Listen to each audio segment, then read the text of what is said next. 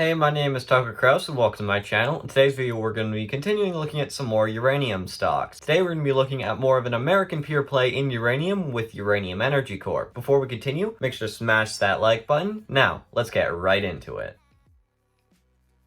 As I just said, today we're going to be looking at Uranium Energy Corp with the ticker symbol UEC. They're currently trading at $2.38 per share with a market cap of $555 million. They have a more expensive price per pound, at least relative to the companies I previously looked at $5.39. They of course don't have a dividend, but they do actually trade on the New York Stock Exchange, whereas all the other companies I've looked at were trading on the Toronto Exchange or on over-the-counter exchanges in the United States. For my project overview section, I'm only going to be covering the projects with PEAs completed, since those are what's needed to build a discounted free cash flow model, since of course I can't build one just for exploration with no production plans because I don't know how much it's going to cost. And so that does mean I'm only going to be looking at 2 of their, I believe, 16 projects, so there will be a ton left on the table when it comes to this DCF I'm going to show for fair value later on in the video. But let's stop wasting time here, let's quickly just look at their stock charts. I'm no technical analysis, I just want to know in the last 6 months or so, or last about 3 months, we've definitely seen them pull back quite a bit, though in the last week, in the very short term, we have seen them come back up. Just looking at a couple snippets from their presentation, this is going over their share structure. We can see that their top shareholder is the UEC team. That's good to see. You always want high insider ownership, and they don't have a very diluted share count at only 250 million shares compared to a market cap of over 500 million. That's of course good to see. I'm not a big fan of when shares are super diluted. And with only $10 million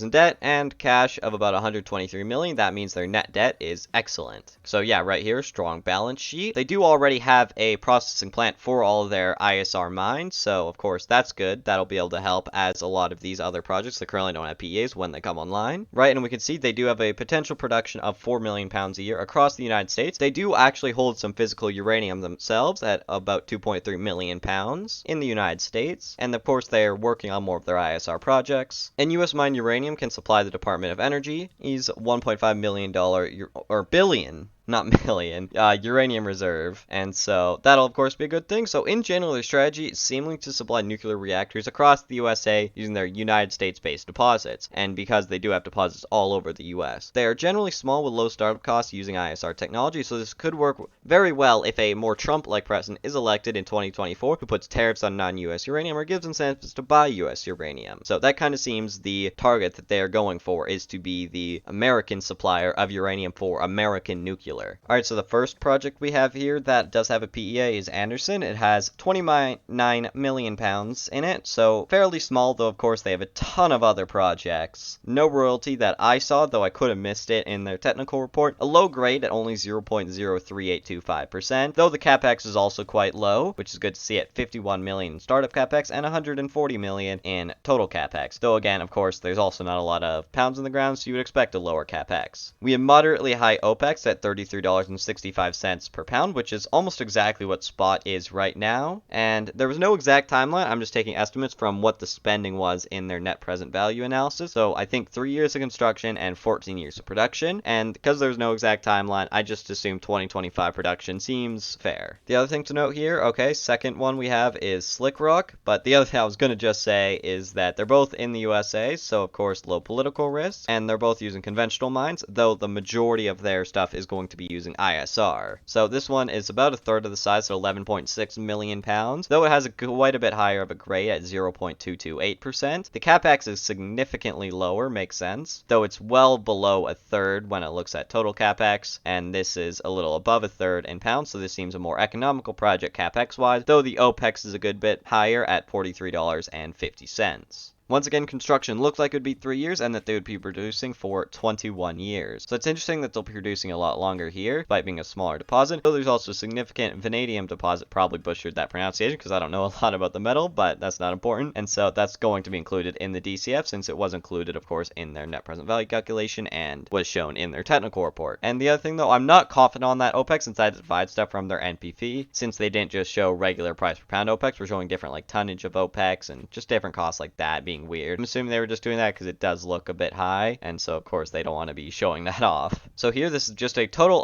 overview. So this is a addition of all of their pounds across all of their different exploration projects, development projects, etc., etc. Though in general, they do have a low grade at 0.6638%. They're almost all in the USA, with 1 in Canada and 2 in Paraguay. So that means, of course, very low political risk. They also have an 18% stake in Uranium Royalty Corp. So that's good to see, since of course royalty companies are a lot lower risk than a mining company, alongside additional non-uranium resources such as the one I noted here for Slick Rock. So now on to the DCF and fair value for the company. Alright, so I'm sure you saw that very quickly. Don't click off yet. Let me explain. Okay, so because this only includes those 2 projects with PEAs, there's still a ton on the table, right? About 14 other projects, and it only assumes current vanadium prices for Slick Rock, since I know little about the market for that metal. Now, note, I always use 50% capex inflation and 10% discount rate, making the fair value much more conservative either way. So these already are going to be quite conservative numbers, paired with the fact that there's 14 other projects left on the table. Though the issue is here that out of those 14 projects, none of them have any studies or PEAs or anything like that done on them, so it could take a long while for a lot of these to come up and start producing, which would kind of destroy the narrative being the, oh, American uranium producer. But I guess they could actually start to come out very quickly with a lot of these mines, since there seem to be lots of low capex small deposits. So that could mean that if they could get a lot of these studies done quite quickly and come wrap online quite quickly, but as it stands, we don't know if that is actually the case. So it does seem quite risky here. If you think that they can